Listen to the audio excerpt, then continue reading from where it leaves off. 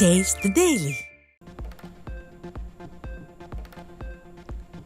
ஏழை எளிய நடுத்தர மக்களின் அவசர தேவைகளுக்காக வங்கிகளில் வைக்கப்படும் நகை அடமான கடனுக்கு விதிக்கப்பட்டுள்ள புதிய நிபந்தனைகளை இந்திய ரிசர்வ் வங்கி திரும்பப் பெற அதிமுக பொதுச் செயலாளர் எடப்பாடி கே பழனிசாமி வலியுறுத்தல். தனியார் நகை கடைகளில் வாங்கப்பட்ட தங்க காசுகளின் தரத்தை பரிசோதித்து தங்கக்கடன் வழங்கவும் வலியுறுத்தல். கழக பொதுச் செயலாளர் பிறந்த நாளையொட்டி நடத்தப்பட்ட மாபெரும் கால்பந்து போட்டியில் வெற்றி பெற்றவர்களுக்கு கோப்பை மற்றும் பரிசு தொகை வழங்கல். வெற்றி பெற்ற வீரர்களுக்கு அதிமுக பொதுச் செயலாளர் எடப்பாடி கே பழனிசாமி 1 லட்சம் மற்றும் 50,000 ரூபாய்க்கான காசோலையை வழங்கி பாராட்டினார்.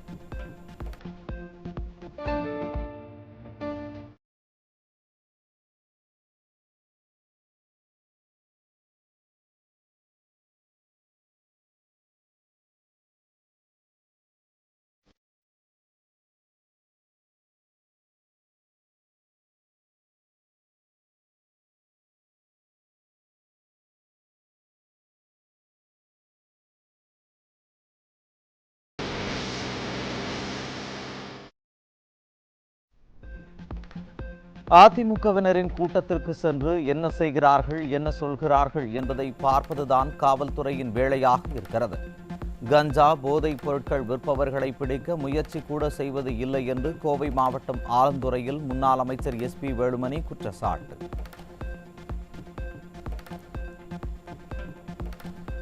அதிமுக தலைமை நிலைய செயலாளரும் முன்னாள் அமைச்சருமான SP வேலுமணிக்கு கொலை மிரட்டல். வருகிற ஜூலை மாதம் கோவையில் குண்டுவெடிப்பு நடத்தி கொலை செய்ய உள்ளதாக கடிதம் மூலம் மர்ம நபர்கள் மிரட்டல் விடுக்கப்பட்டது குறித்து மாவட்ட காவல் ஆணையரிடம் அதிமுக சார்பில் புகார். கோவையின் இருவேறு பகுதிகளில் 10ஆம் வகுப்பு படிக்கும் சிறுமி மற்றும் சிறுவனுக்கு பாலியல் வன்கொடுமை நிகழ்ந்ததால் பெற்றோர் அதிர்ச்சி. ஏற்கனவே கோவையில் சட்டம் ஒழுங்கு சந்தி சிரிக்கும் நிலையில் தற்போது பாலியல் வன்கொடுமைகளும் நடைபெறுவதால் பெற்றோர் கலக்கம். கும்பகோணத்தில் தனியார் கடையில் பணிபுரியும் பெண் கூட்டு பாலியல் வன்கொடுமை செய்யப்பட்டதை கண்டித்து அதிமுக சார்பில் மாபெரும் கண்டன ஆர்ப்பாட்டம். தஞ்சை புதிய தபால் நிலையம் அருகே முன்னாள் அமைச்சர் RB உதயகுமார் தலைமையில் நடைபெற்ற ஆர்ப்பாட்டத்தில் ஸ்டாலின் அரசுக்கு எதிராக முழக்கம்.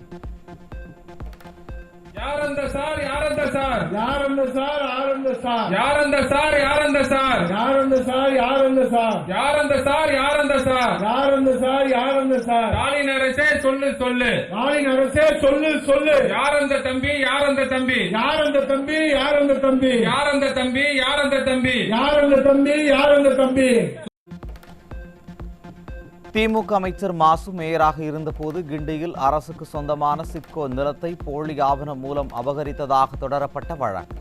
மாசு மீதான வழக்கு விசாரணை சென்னை சிறப்பு நீதிமன்றத்தின் வேறு நீதிபதி அமர்வுக்கு மாற்றப்பட்ட நிலையில் வழக்கின் விசாரணை ஜூன் 17ஆம் தேதிக்கு ஒத்திவைப்பு.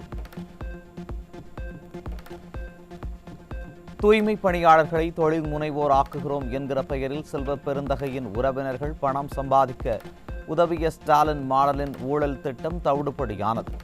சவுக்கு சங்கர் தொடர்ந்த பொதுநல வழக்கில் தூய்மை பணியாளர்களை செல்வ பெருந்தகையின் உறவினர்களின் நிறுவனம் என சொல்லப்படும் நிறுவனத்தில் பங்குதாரர்களாக சேர்க்க வேண்டுமென சென்னை உயர்நீதிமன்றம் உத்தரவு.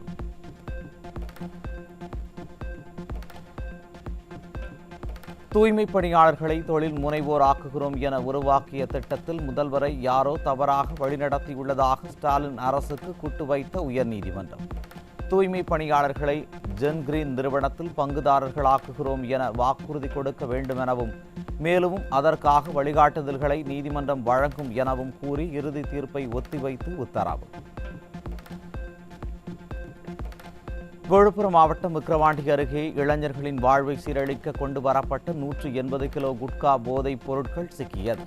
புழக்கத்தில் உள்ள போதைப் பொருட்களை கட்டுப்படுத்த முடியாமல் ஸ்டாலின் மாடல் அரசு திணறி வருவதாக மக்கள் குற்றச்சாட்டு.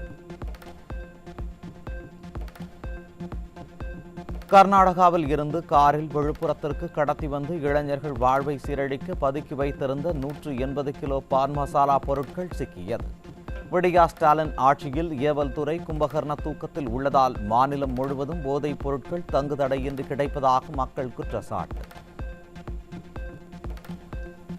ஒடிசாவில் இருந்து சென்னைக்கு ரயிலில் இளைஞர்களின் வாழ்வை சீரழிக்க கடத்தி வரப்பட்ட 5 கிலோ கஞ்சா பிடிபட்டது. வட மாநிலங்களில் இருந்து கடத்தப்படும் போதைப் பொருட்களை தடுக்க முடியாமல் விடியா திமுக அரசு திணறி வருவதற்கு இந்த சம்பவமே சாட்சி என மக்கள் குற்றச்சாட்டு. கிருஷ்ணகிரி மாவட்டம் ஊத்தங்கரையில் பட்டாவில் பெயர் மாற்றம் செய்ய 4000 ரூபாய் லஞ்சம் பெற்ற கிராம நிர்வாக அலுவலர் சிக்கினார். விடியா திமுக ஆட்சியில் அரசு அதிகாரிகள் லஞ்ச லாவண்யத்தில் திளைத்து வருவது ஒவ்வொரு நாளும் அம்பலமாகி வருவதாக மக்கள் விமர்சனம்.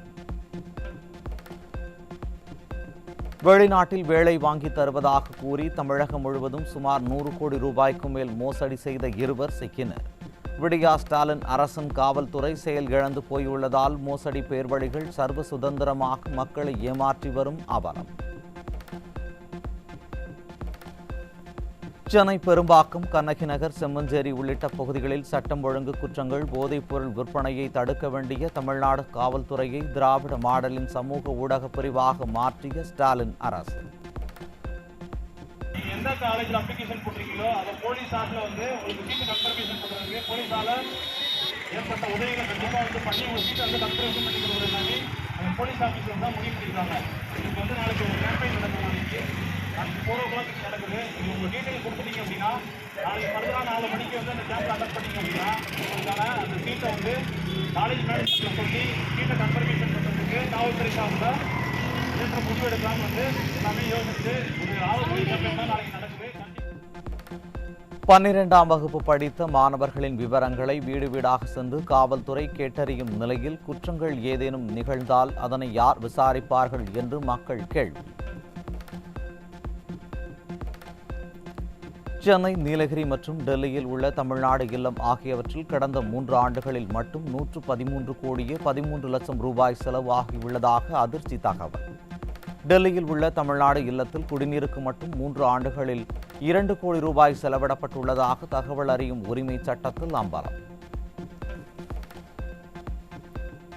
சென்னை ஊரப்பாக்கத்தில் பணம் கொடுக்கல் வாங்கல் தகராறில் உடன் தங்கியிருந்த நண்பனை கொலை செய்த கார் ஓட்டுநர்.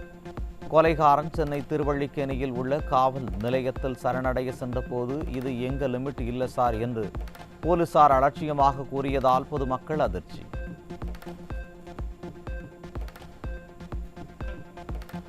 தஞ்சாவூர் மாவட்டம் நடுக்காவேரியில் அண்ணன் தம்பி இடையே ஏற்பட்ட தகராறில் அண்ணனை அடித்து கொன்ற தம்பி. ஸ்டாலினின் திமுக ஆட்சியில் நாள்தோறும் அதிகரித்து வரும் கொலை சம்பவங்களால் மக்கள் அச்சம்.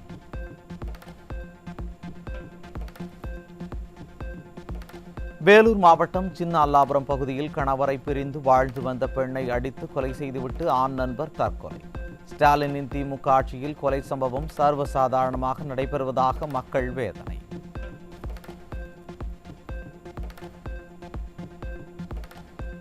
கடலூர் மாவட்டம் சிதம்பரத்தில் சலூன் கடை உரிமையாளரை வெட்டி கொலை செய்த இளைஞர்கள்.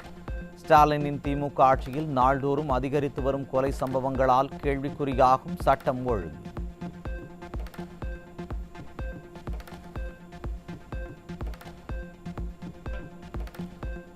பாரத் பெட்ரோலிய நிறுவனத்திற்கு எதிராக வாடகையை உயர்த்தி தரக்கோரும் டேங்கர் லாரி உரிமையாளர்களின் வேலை நிறுத்தம் தீவிரமடைகிறது. சென்னை, திருவள்ளூர், காஞ்சிபுரம், செங்கல்பட்டு உள்ளிட்ட மாவட்டங்களில் பெட்ரோல், டீசல் தட்டுப்பாடு ஏற்படும் ஆபத்து உள்ளதாக தகவல்.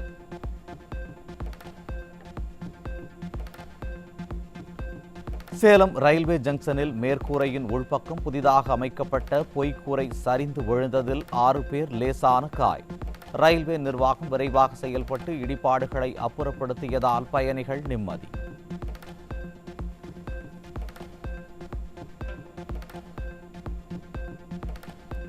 தமிழகத்தின் பல்வேறு பகுதிகளில் அண்ணா தொழிற்சங்கம் மற்றும் BMS உள்ளிட்ட தொழிற்சங்க ஊழியர்கள் விடியா திமுக அரசை கண்டித்து ஆர்ப்பாட்டம். தமிழ்நாடு அரசு போக்குவரத்து கழகங்களில் பணிபுரியும் ஊழியர்களுக்கு 15வது ஊதிய உயர்வு குறித்த பேச்சுவார்த்தையை தொடங்காமல் காலம் தாழ்த்தி வருவதை கண்டித்து கோஷம்.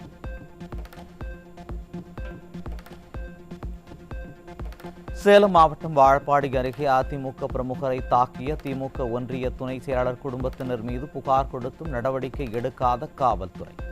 ஆளுங்கட்சி என்ற திமிரில் அதிமுக பிரமுகர் பாண்டியராஜனை சரமாரியாக தாக்கிய திமுக குண்டர்கள் இதற்கு முன் அவரது தாயை தாக்கி மேலாடைகளை கிழித்து மானபங்கப்படுத்தியும் தந்தையை சரமாரியாக தாக்கியும் கொடூரம். இன்னும் எந்த நடவடிக்கை எடுக்கல. அடுத்து 4 நாளைக்கு முன்னாடி எங்கள் அப்பாவை பிடிச்சி அதே ஒரு நோய் முடிஞ்சோன்னு 4 நாளைக்கு முன்னாடி எங்கள் அப்பா அடித்து கிணத்துல தூக்கி போகணும்னு சொல்லி அடித்து போட்டு அதுக்கு எந்த நடவடிக்கை அது முடிஞ்சு இப்போ எங்கள் அப்பா 4 நாள் ஆகிறாரு. அதுக்கப்புறம் நைட்டு நான் தனியாக இருக்கும்போது என்னையும் அடித்து நைட்டு மண்டையெல்லாம் அடித்து கட்டையில் அடித்து அவன் கைகள்லாம் குத்தி உடம்புலாம் குத்தி போட்டு அவனை போல் ஒடியாண்டானு வந்துருச்சு. சேலம் மாவட்டம் ஏற்காட்டில் அமைச்சர்கள் வருகைக்காக மலர் கண்காட்சி நடைபெறும் அண்ணா பூங்கா நுழைவு வாயிலை மூடியதால் வெளியில் காத்து கிடந்த சுற்றுலா பயணிகள். நாங்கள் அமைச்சரை பார்க்க வரவில்லை, மலர் கண்காட்சியை காண வந்தோம் என்று கூறி பூங்கா ஊழியர்களுடன் சுற்றுலா பயணிகள் வாக்குவாதம்.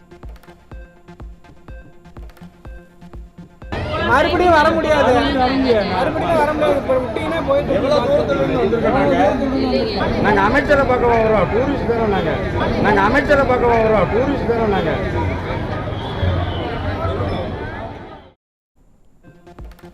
கடந்த ஆண்டு அக்டோபர் மாதம் சென்னை மெரினாவில் நடந்த விமான சாகச நிகழ்ச்சியில் 5 பேர் உயிரிழந்த விவகாரத்தில் காவல்துறை முறையான பாதுகாப்பு ஏற்பாடு செய்யவில்லை என தேசிய மனித உரிமைகள் ஆணையத்திடம் புகார் தொடர்பாக எடுக்கப்பட்ட நடவடிக்கை குறித்த அறிக்கையை 4 வாரங்களில் சமர்ப்பிக்குமாறு தமிழக டிஜிபிக்கு தேசிய மனித உரிமைகள் ஆணையம் உத்தரவு.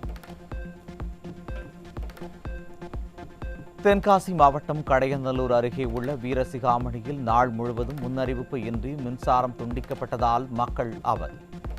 மின்வெட்டுக்கு பெயர் பெற்ற விடியா திமுக ஆட்சியில் இரவிலும் மின்வெட்டு ஏற்படுவதால் நோயாளிகள், முதியவர்கள், கர்ப்பிணி பெண்கள் கடும் சிரமத்திற்கு உள்ளானதாக ஆவேசம்.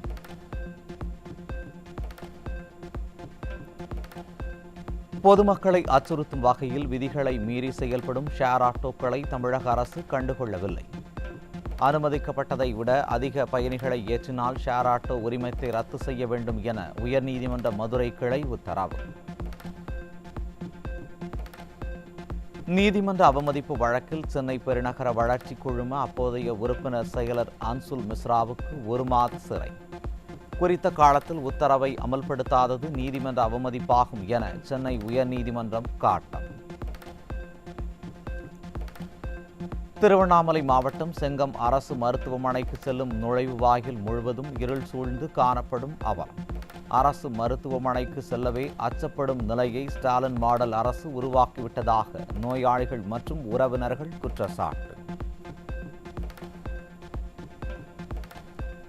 தென்காசி மாவட்டம் வள்ளியூர் தேசிய நெடுஞ்சாலையில் விலை உயர்ந்த இருசக்கர வாகனங்களில் விதிமுறைகளை மீறி இளைஞர்கள் பைக் ரேஸில் ஈடுபட்டு வருவதால் பொதுமக்கள் அச்சம்.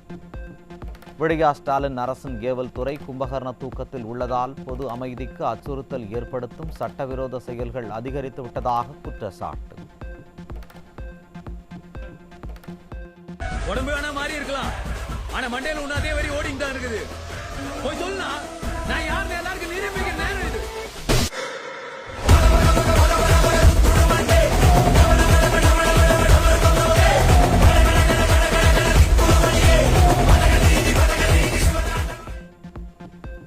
விழுப்புரம் மாவட்டம் திண்டிவனம் அருகே தேசிய நெடுஞ்சாலையில் பூக்களில் தண்ணீர் அடித்துக் கொண்டிருந்த டேங்கர் லாரி மீது அரசு பேருந்து மோதிய விபத்தில் அரசு பேருந்து ஓட்டுநர் உயிரிழப்பு.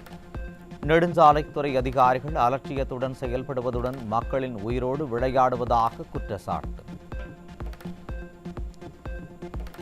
சேலம் மாவட்டம் ஆத்தூர் அருகே உயிருக்கு ஆபத்தான முறையில் பயணம் செய்யும் பள்ளி மாணவிகள். பள்ளிக் கல்வித்துறை, விளையாட்டுத்துறை, போக்குவரத்து காவல் என யாருக்கும் மாணவிகளின் உயிர் மீது அக்கறை இல்லை என மக்கள் கேள்வி.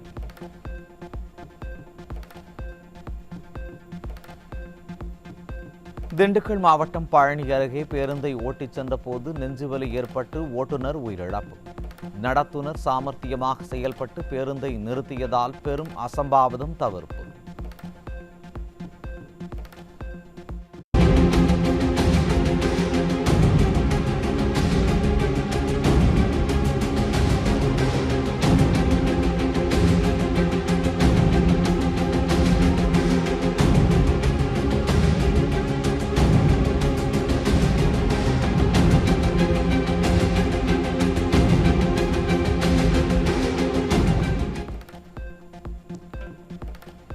மதுரை மாவட்டம் மேலப்புதூரில் உள்ள பத்ரகாளியம்மன் கோவிலில் நடைபெற்ற பூச்சொரிதல் வைபவத்தில் பக்தர்கள் தரிசனம். மக்கள் காணிக்கையாக வழங்கிய வண்ண மலர்களால் அம்மனுக்கு சிறப்பு ஆராதனை.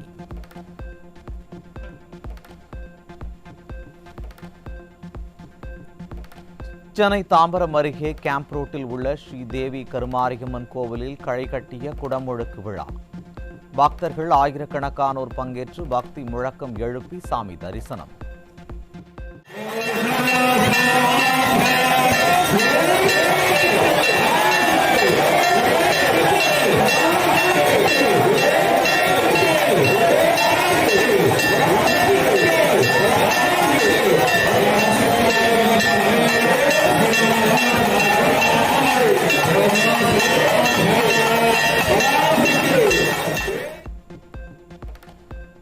பொது தேர்தல்களின் போது வாக்களிக்க வரும் மக்களின் கைபேசிகளை சேகரித்து வைக்கும் வசதியை ஏற்படுத்த இந்திய தேர்தல் ஆணையம் உத்தரவு.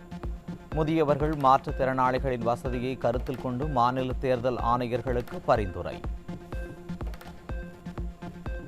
கோவை, நீலகிரி மாவட்டங்களில் ஒரு சில இடங்களில் இன்று மிக கனமழை பெய்ய வாய்ப்பு. தமிழ்நாடு மற்றும் புதுச்சேரியில் வரும் 27ஆம் தேதி வரை பலத்த காற்றுடன் கூடிய மழைக்கு வாய்ப்பு என சென்னை வானிலை ஆய்வு மையம் அறிவிப்பு.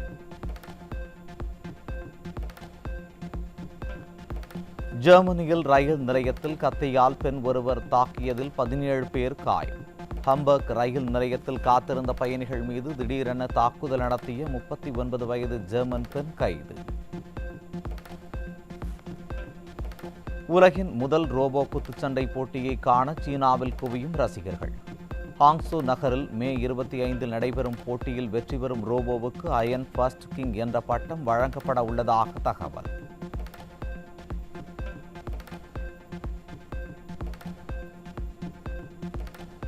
பிரபல இயக்குனர் ராம் தயாரிப்பில் உருவாகியுள்ள பறந்து போ படத்தின் முதல் பாடல் வெளியாகியுள்ளது. சன்ஃப்ளவர் என்கிற பாடல் வெளியாகி 10 மணி நேரத்தில் 55,000 பார்வையை எட்டியுள்ளது.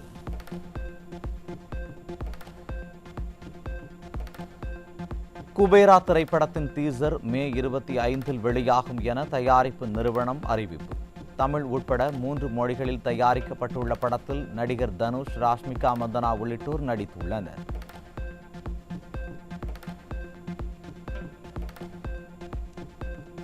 உத்தரப்பிரதேச மாநிலம் லக்னோவில் நடைபெற்ற IPL 65வது லீக் ஆட்டத்தில் 42 ரன்கள் வித்தியாசத்தில் பெங்களூரு அணியை வீழ்த்தி ஹைதராபாத் அணி அபார வெற்றி. வெற்றி இலக்கான 232 ரன்களை நோக்கி விளையாடிய பெங்களூரு அணி 189 ரன்களில் ஆல் அவுட் ஆனது.